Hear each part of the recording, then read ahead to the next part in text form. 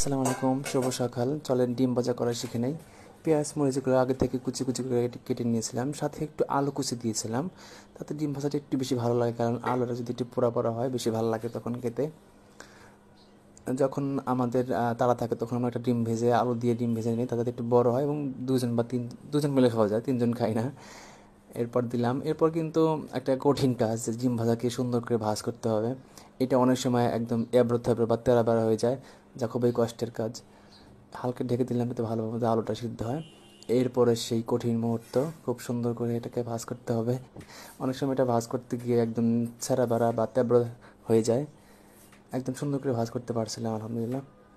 ডিম ভাজি করলে একটু পরিমাণে হলেও বেশি ভাত খাওয়া যায়, সকালে হোক, দুপুরে হোক বা রাত্রে হোক।